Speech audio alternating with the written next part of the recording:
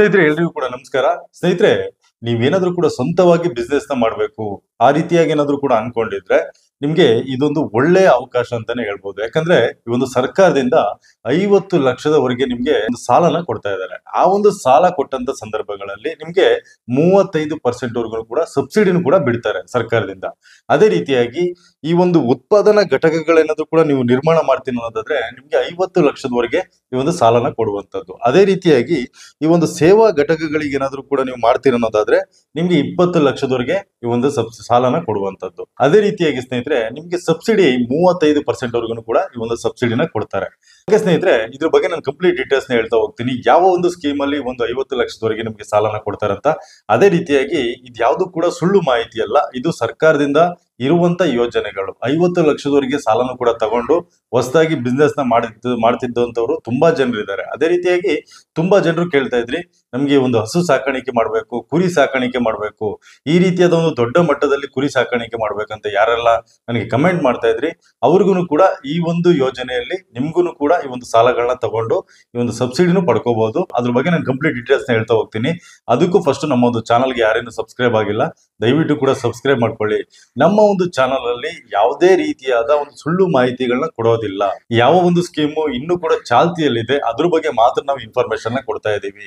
Okay ಸ್ನೇಹಿತರೆ, ಇದು ಯಾವ ಒಂದು ಸ್ಕೀಮ್ ಅಲ್ಲಿ ಈ ಒಂದು 50 ಲಕ್ಷ ಸಾಲ ಕೊಡ್ತಾ ಇದ್ದಾರೆ ಅಂತ ನೋಡೋದಾದ್ರೆ ಈ ಒಂದು PMEGP ಅಂದ್ರೆ ಈ ಒಂದು ಪ್ರಧಾನ ಮಂತ್ರಿ ಈ ಒಂದು ಎಂಪ್ಲಾಯ್ಮೆಂಟ್ ಜನರೇಷನ್ ಪ್ರೋಗ್ರಾಮ್ ಅಂತ, ಇದ್ರಲ್ಲಿ ನಿಮ್ಗೆ 50 ಲಕ್ಷ ಅಥವಾ 20 ಲಕ್ಷ ಸಬ್ಸಿಡಿ ಸಾಲನ ಕೊಡ್ತಾ ಇರುವಂತದ್ದು. ಅದರಲ್ಲಿ 35% ವರೆಗೂ ಕೂಡ ಈ ಒಂದು ಸಬ್ಸಿಡಿನ ಕೊಡ್ತಾರೆ ಸರ್ಕಾರದಿಂದ.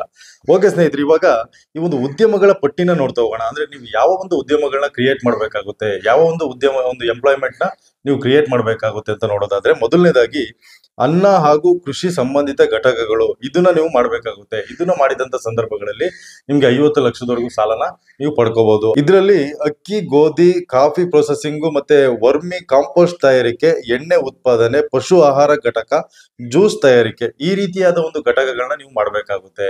ಈ ರೀತಿಯಾದ ಒಂದು ಉದ್ಯಮಗಳನ್ನ ನೀವು ಸೃಷ್ಟಿನ ಮಾಡ್ಬೇಕಾಗುತ್ತೆ. ನಂತರ ಪಶು ಸಂಗೋಪನೆ ಮತ್ತು ಮೀನುಗಾರಿಕೆ, ಇದರಲ್ಲಿ ನಿಮ್ಗೆ ಹಸು ಎಮ್ಮೆ ಸಾಕಾಣಿಕೆ, ಕುರಿ ಮೇಕೆ ಸಾಕಾಣಿಕೆ, ಕೋಳಿ ಹಾಗೂ ಬಾತುಕೋಳಿ ಸಾಕಾಣಿಕೆ ಮತ್ತೆ ಮೀನುಗಾರಿಕೆ, ಇದನ್ನ ಮಾಡಿದ್ರೆ ನಿಮ್ಗೆ ಈ ಒಂದು 20 ಲಕ್ಷದವರೆಗೆ ನಿಮ್ಗೆ ಈ ಒಂದು ಸಬ್ಸಿಡಿ ಇವು ಸಾಲ ಸಿಗುವಂತದ್ದು. ಅದರಲ್ಲಿ 35% ವರೆಗೆ ಸಬ್ಸಿಡಿ ಕೂಡ ಸಿಗುವಂತದ್ದು. ತುಂಬಾ ಜನರು ಕೇಳ್ತಾ ಇದ್ರಿ, ಈ ಒಂದು ಹಸು ಸಾಕಾಣಿಕೆ ಮಾಡೋದಕ್ಕೆ ಲೋನ್ ಯಾವುದು ಇಲ್ವಾ ಅಂತ ಕೇಳ್ತಾ ಇದ್ರಿ. ಇದರಲ್ಲಿ ನೀವು ಅಪ್ಲೈನ ಮಾಡಿ ತಗೋಬಹುದು. ಕೊನೆಯದಾಗಿ ನಿಮ್ಗೆ ಇದರ ಒಂದು ಲಿಂಕ್ ಕೂಡ ಕೊಡ್ತೀನಿ, ಆ ಒಂದು ವೆಬ್ಸೈಟ್ ನ ಒಂದು ಲಿಂಕ್ ಕೂಡ ಕೊಡ್ತೀನಿ, ಅದರಲ್ಲಿ ನೀವು ಅಪ್ಲೈ ಮಾಡಬೇಕಾಗುತ್ತೆ. ಅದೇ ರೀತಿಯಾಗಿ ಉತ್ಪಾದನಾ ಕೈಗಾರಿಕೆಗಳು ಅಂದ್ರೆ ಸಿಮೆಂಟ್ ಬ್ಲಾಕ್ ಆಗಿರ್ಬೋದು, ರಬ್ಬರ್ ಉತ್ಪಾದನೆಗಳಾಗಿರ್ಬೋದು, ಮತ್ತೆ ವೆಲ್ಡಿಂಗ್ ಘಟಕ ಆಗಿರ್ಬೋದು, ಮತ್ತೆ ಇಟ್ಟಿಗೆ ತಯಾರಿಕೆ, ನೀರು ಸರ್ವಿಸ್ ಸ್ಟೇಷನ್, ಈ ರೀತಿಯಾದ ನೀವು ಘಟಕಗಳನ್ನ ಸ್ಥಾಪನೆನ ಮಾಡಬೇಕಾಗುತ್ತೆ. ನಂತರ ವಸ್ತ್ರ ಹಾಗೂ ಜೀವನ ಶೈಲಿ, ಈ ಒಂದು ರೆಡಿಮೇಡ್ ಗಾರ್ಮೆಂಟ್ಸ್ ಗಳು, ಮತ್ತೆ ಟೈಲರಿಂಗು, ಬ್ಯೂಟಿ ಪಾರ್ಲರು, ಸಲೂನ್, ಮತ್ತೆ ಈ ರೀತಿಯಾದ ಪ್ರಿಂಟಿಂಗ್ ಪ್ರೆಸ್, ಈ ರೀತಿಯಾಗಿ ನೀವು ಈ ಒಂದು ಘಟಕಗಳನ್ನ ಸ್ಥಾಪನೆ ಮಾಡಬೇಕಾಗುತ್ತೆ. ಈ ರೀತಿಯಾಗಿ ಮಾಡಿದಂತ ಸಂದರ್ಭಗಳಲ್ಲಿ ನಿಮ್ಗೂ ಕೂಡ 20 ಲಕ್ಷದವರೆಗೆ ಈ ಒಂದು ಸಾಲ ಸಿಗುವಂತದ್ದು.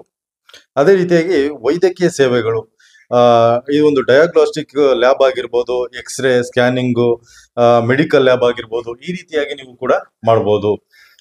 ನಂತರ ಪರಿಸರ ಸ್ನೇಹಿ ವ್ಯವಹಾರಗಳು ಅಂದ್ರೆ ಅಡಿಕೆ ಎಲೆ, ತಟ್ಟೆ, ಕಾಗದದ ಕಪ್ಗಳು ಹಾಗೂ ಪ್ಲೇಟ್ ತಯಾರಿಕೆ, ಮರುಬಳಕೆ ಘಟಕ, ಅಂದ್ರೆ ಈ ಒಂದು ಪ್ಲೇಟ್ ಬರುತ್ತಲ್ವಾ, ಈ ಒಂದು ಏನು ಅಡಿಕೆ ಎಲೆದು ಒಂದು ತಟ್ಟೆ ಬರುತ್ತಲ್ವಾ, ಈ ಒಂದು ಫಂಕ್ಷನ್ ಗಳಿಗೆಲ್ಲ ಬಳಸ್ತೀವಲ್ವಾ, ಆ ರೀತಿಯಾದ ಒಂದು ಘಟಕಗಳನ್ನ ಕೂಡ ನೀವು ಸ್ಥಾಪನೆನ ಮಾಡಬಹುದು.